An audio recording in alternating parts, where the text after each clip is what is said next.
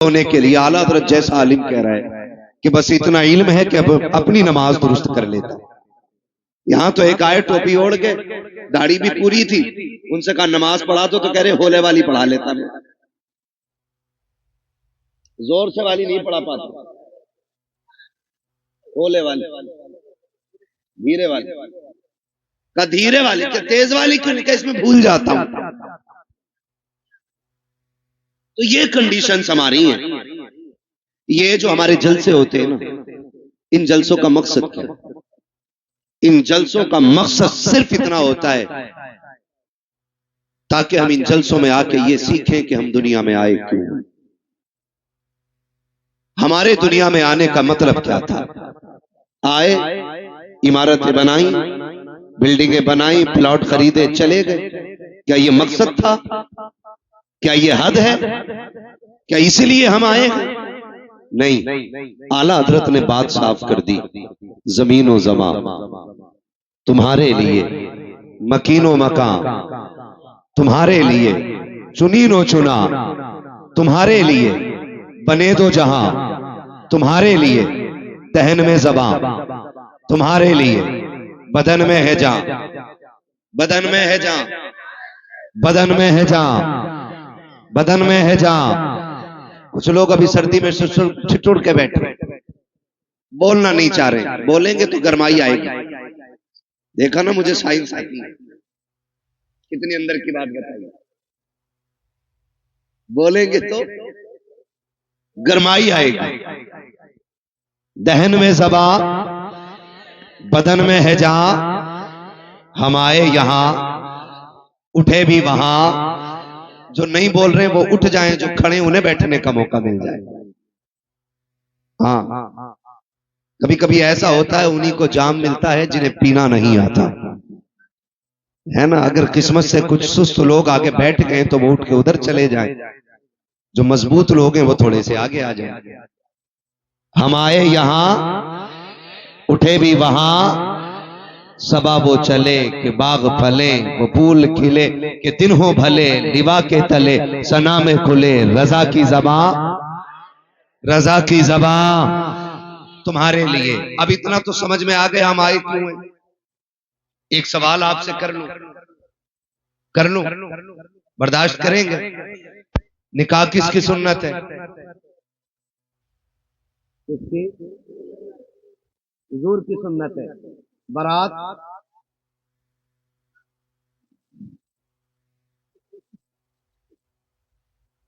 नहीं। और ये बेटी के घर जाके जो ठलुए रोटी तोड़ते हैं, ये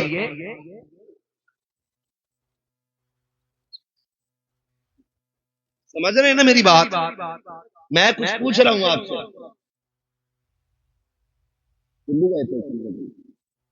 बचना है ना। जो बारात में जाके रोटी तोड़ते हैं, ये निकाह क्या है? बोले जिनका हो गया वही क्यों बोल रहे हैं? बोलो जरा, क्या है? किसकी? रसूलुल्लाह की। एक सुन्नत को अदा करने के लिए कितने गुनाह करते हो, ये भी बोलो मेरे बेटे। एक सुन्नत अदा करने के लिए कितने गुनाह करते हैं, बेहिसाब। निकाह हुजूर की सुन्नत है, और एक सुन्नत अदा करने के लिए क्या क्या न किया। अगर हम आगाज करें जिंदगी का, खुदा सबके बेटों को जवानी दे, बड़ी बात है। इसलिए कि बेटे के सर पे सेहरा देखना ये मां का सबसे बड़ा ख्वाब है। घर में चांद सी दुल्हन लाना ये मां का बहुत बड़ा ख्वाब होता है। जब बेटा बाप के कंधे के बराबर खड़ा होता है ना, तो बाप का सीना फख्र से ऊंचा होता है, झुकता नहीं है। बाप का सीना फख्र से ऊंचा होता है। अल्लाह ने मेरे बेटे को जवानी दी है। जब खुदा जवानी दे ना, तो फिर खुदा को ना भूलना। क्या करना है? खुदा को, खुदा को नहीं भूलना है। यही असल है। बेटा जवान हुआ, अम्मा ने क्या कहा? जैसी बेटे जवानी की दहलीज पे कदम रखते हैं, मां कहती है चांद सी दुल्हन लानी है। मैं समझता हूं हर मां की कहानी ये होगी क्योंकि हर माँ अपने लाल से बेपनाह प्यार करती है। मैं कहूं कि मोहम्मद रजा भाई की माँ प्यार करती है, सिर्फ ये गलत होगा। मेरी माँ प्यार करती है, सिर्फ ये भी गलत होगा। आपकी माँ प्यार करती है, सिर्फ ये गलत होगा। हर माँ का एक ख्वाब होता है, मेरा लाल जवान हो, सेहरा पहने, दुल्हन चांद सी मैं ढूंढ के लाऊं। मुझे तो हैरत होती है ना, जब बहुएं आके शिकायत करती, मौलवी साहब कोई तावीज होगा जिससे मेरी बहू का लड़ना खत्म हो जाए। तो मैं कुछ देर सोचता हूं कि इसे ये हो क्या गया है, शिकायत कौन सी लेके आई है, पूछो बात क्या हो गई। तो एक सीधी बात कहती है, पता नहीं मेरी सास को जलन होती है मुझसे।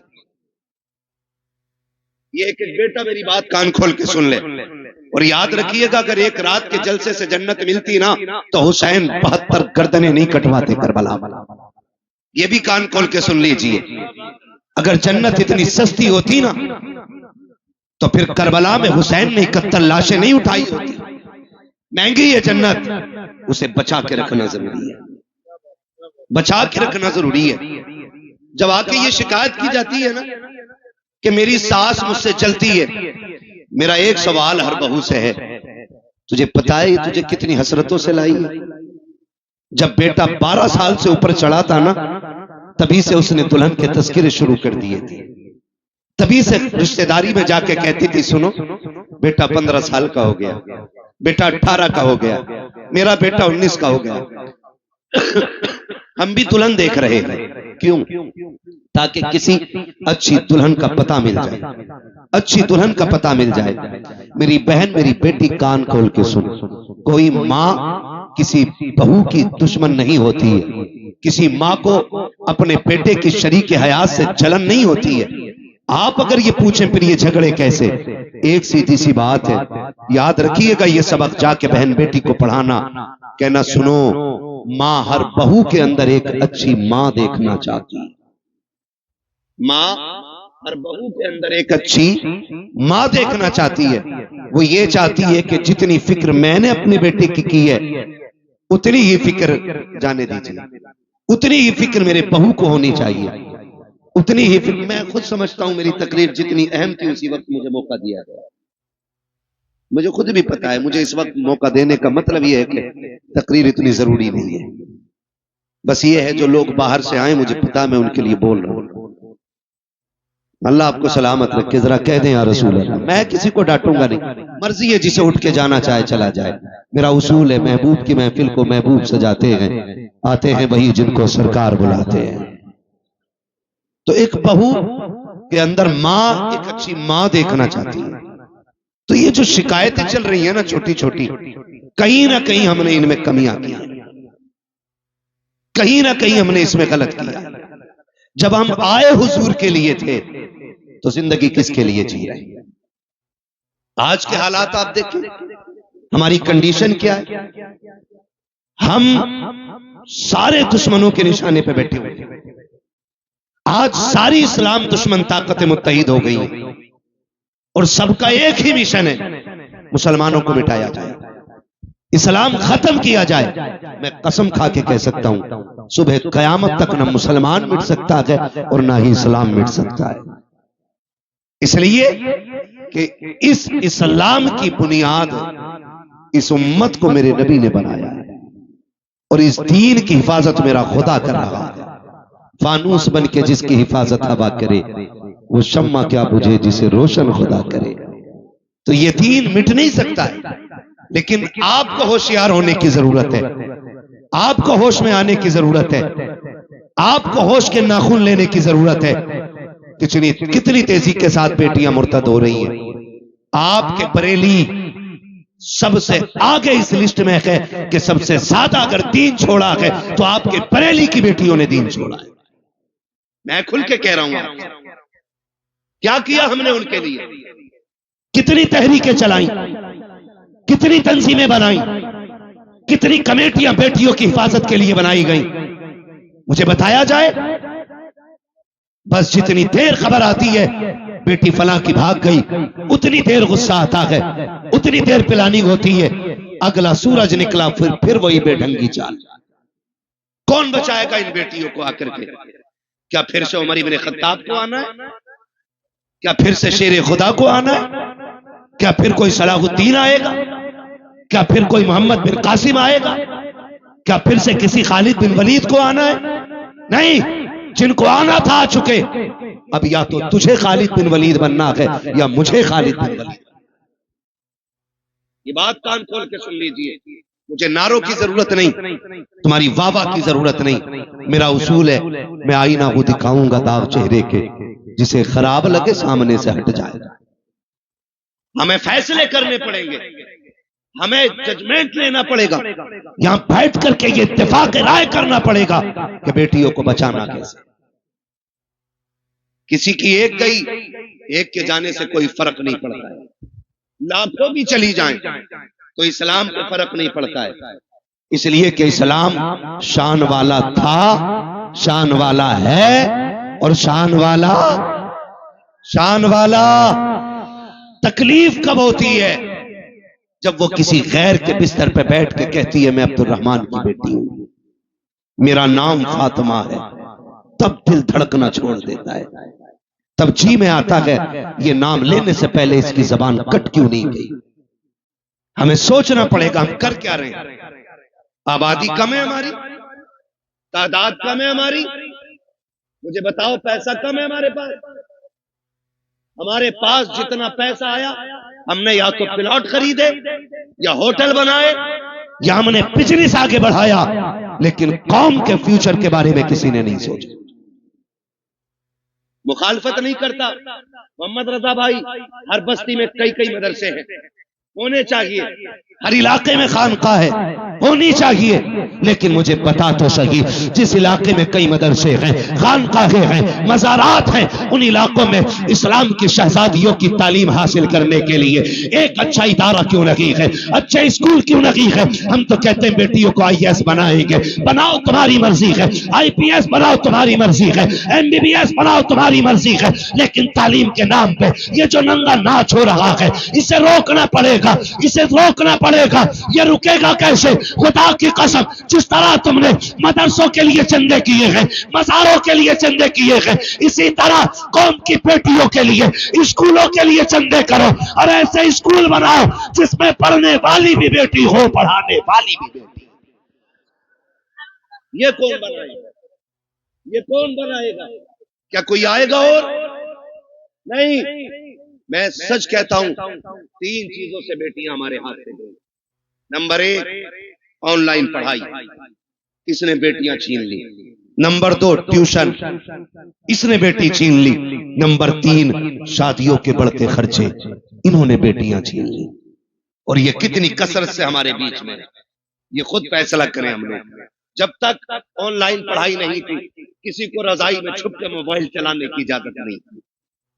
जब से ऑनलाइन तालीम आई, बाप की मजबूरी बन गई, ऑनलाइन छोटे फोन पे नहीं हो सकती, बड़े फोनों पे। और रह गई ट्यूशन के तमाशे, तो आप सोशल मीडिया पे सर्च करें हमारी बेटियों का किस तरह इस्तेमाल हो रहा है, किस तरह उन्हें छेड़ा जाता है। मैं आपकी बेटी पे एतराज नहीं कर सकता, मैं कहता हूं आपकी बेटी शरीफ होगी, लेकिन जहां जाके बैठ रही है वहां तो सारे शरीफ नहीं है, वहां तो सारे शरीफ नहीं है। और इस तरह मिजाज बनाया गया, 2 लड़कों के बीच में एक लड़की बैठाई जाती है और अब्बा कह रहा शुक्र है बेटी IAS हो रही है, बेटी IPS हो रही है। मैंने पहले कहा मैं तालीम का मुखालिफ नहीं, तरीके तालीम का मुखालिफ। जिस तरीके से बेटियां पढ़ाई जा रही हैं, हम अपनी कौम को एक स्कूल न दे सके, एक कॉलेज न दे सके जिसमें पढ़ने वाली भी बेटी होती, पढ़ाने वाली भी बेटी होती। आए दिन तमाशे होते रहते हैं। कोई कहता मौलाना कुछ करो, क्या करना है? फला स्कूल के बाहर बच्चियों का नकाब उतरवा दिया गया, फला स्कूल के बाहर दुपट्टे उतरवा दिए गए। मैंने कहा मौलवी अकेला क्या करेगा? जब तक कौम जिम्मेदारी नहीं संभालेगी, एक मौलवी क्या क्या करेगा? जलसे भी संभाले, मदरसे भी संभाले, मस्जिदें भी संभाले, खानकाहें भी संभाले, महफिलें भी संभाले, इलाके भी संभाले। जिम्मेदारी स्कूलों की भी मौलवियों के सर डालना चाहते हो? निकलो कमाई के चक्कर से, थोड़ा सा आगे बढ़ के ऐसे स्कूल बना दो ताकि किसी की जरूरत ना हो, कोई तेरी बेटी का नकाब उतार सके, कोई उसके सर से दुपट्टा उतार सके। उससे कह दो बेटी भी हमारी है, स्कूल भी हमारा है, तालीम जो भी होगी कनीज़े फातिमा ज़हरा बना के बेटी पढ़ाई जाए। इस तरह बेटियां पढ़ाओ, वरना वो दिन दूर नहीं है, तेरी मेरी बेटियां तेरे मेरे घर से निकल जाएंगी और रोने के सिवा कुछ नहीं होगा। और ये बेटियां जो हाथों से निकल गई, इसकी सबसे बड़ी वजह है बाप और भाइयों का नशेड़ी और शराबी होना। सुन लो कान खोल करके, मुझे मतलब नहीं है दोबारा बुलाया जाए या ना बुलाया जाए, ये सबसे बड़ी वजह है। जब बाप या भाई शराब के नशे में धुत पड़ा रहेगा तो घरों की रखवाली कौन करेगा? हम कहां गिर गए? पार्टी के नाम पे शराब, दोस्तों की दावत के नाम पे शराब, बिजनेस में फायदा हो गया उसके नाम पे शराब, अब तो शादियों में शराब चलने लगी। किसकी नजर लगी इस कौम मुस्लिम को, मैं पूछना चाहता हूं। किसकी नजर खा गई कि हमारी कौम तबाही की तरफ जा रही है? हुआ क्या है हमें? खुदारा संभालो अपनी नस्लों को, वरना मुसलमान कहते हुए गैरत आएगी। डॉक्टर इकबाल ने बहुत पहले कहा था, यूं तो सैयद भी हो, मिर्जा भी हो, अफगान भी हो, तुम सभी कुछ हो, बताओ कि मुसलमान भी हो। आज कौन सा झगड़ा नहीं है? कोई कह रहा मैं पठान हूं, कोई कह रहा मैं अंसारी हूं, कोई कह रहा मैं शेख हूं। यही झगड़े रह गए थे, कोई दूसरा काम नहीं बचाता। और भाई सुन कान खोल करके, किसी पठान को कोई अजमत और रिफत हासिल नहीं है, किसी खसाब को कोई अजमत हासिल नहीं है। खुदा की कसम, अल्लाह के नजदीक सबसे ज्यादा इज्जत वाला वो होता है जो सबसे ज्यादा तकवे वाला होता है। अगर नाज करना है, सजदों की कसरत पे नाज करो, कुरान की तिलावत पे नाज करो, अपने आप को देखो, मुहासबा करो, आईने के आगे खड़ा कर और पूछ तो सही, कितनी रातें ऐसी गुजरी है जिसमें तुमने खुदा को मनाया है, कितनी रातें ऐसी गुजरी है जिसमें रब को राजी किया है। अगर एक रात भी ऐसी नहीं है तो हंसने का मौका नहीं है, खुश होने का मौका नहीं है। एक रात ऐसी निकाल लो कि जब दुनिया सोती हो तू मुसल्ले पे आ जा, अपने रब को रो के दिखा दे। खुदा की कसम, तो आंसू गिराना तेरा काम है, जन्नती बना देना खुदा का काम। लेकिन हम तो डांस भी करते तो नाच के नाम पे, शादियों के नाम पे शराबें। कह रहा हमें पढ़ा था, कह रहा मौलवी साहब तुम्हें नहीं पता है, बियर में नशा नहीं होता है, एनर्जी ड्रिंक है वो।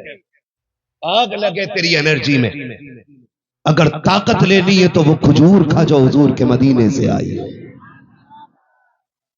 हाँ, इससे ज्यादा ताकत शराब। इन्होंने हमारी कौम का बेड़ा गर्क कर दिया। नौजवान अक्सर इधर जा रहे, खुदारा निकले इन चीजों से। शराब मेरे नबी ने हराम कही तो हराम है, मानते हो कि नहीं? शराब, शराब इतनी जोर से कहो कि जो पीते हो उन तक आवाज पहुंचे। शराब, शराब। और जिस चीज को मेरे नबी ने ठुकरा दिया, कोई माई का लाल उसे हमारे होठों तक नहीं ला सकता है। हाँ, हुजूर के गुलाम हम आज जवान कह रहा बियरी तो है, मार दिए एक दो गिलास, टेढ़ा गरक हो जाएगा। कोई मसला नहीं ना बेटे, ना वो इसलिए कह रहे बेटे, वो देख रहे, तुमसे कोई तकलीफ नहीं है भाई, तुम बैठो बैठो। तवज्जो है सारे लोगों को? बेटे नहीं लिया तो क्यों तकलीफ कर लिया, मैं कर। तवज्जो है ना सारे लोगों? शराब डूब गए इसमें जाकर के। याद रखिएगा, शराब पीने वाला ना अच्छा शोहर हो सकता है, ना अच्छा बाप हो सकता है, ना अच्छा भाई हो सकता है, ना अच्छा बेटा हो सकता है। और याद रखिएगा, मुआशरे की एक बीमारी का नाम शराबी है। इतनी बुरी चीज, जो शराब पीता है उसके घर की इज्जत महफूज नहीं रहती, उसके घर की बहन बेटियां बाहया नहीं होती। अगर किसी को घर की इज्जत को आग लगाना हो तो शौक से शराब पिए जाए। आखिरत का अजाब अलग बात है, मैं दुनिया के अजाब बता रहा हूं। तो कभी भी शराब के करीब शराब के करीब नहीं जाएंगे इंशाअल्लाह, शराब के करीब नहीं जाएंगे इंशाअल्लाह। पार्टी के नाम पे मेरे भाई शराब है, उसके अलावा एक बीमारी और, शादी में शराब आ गई।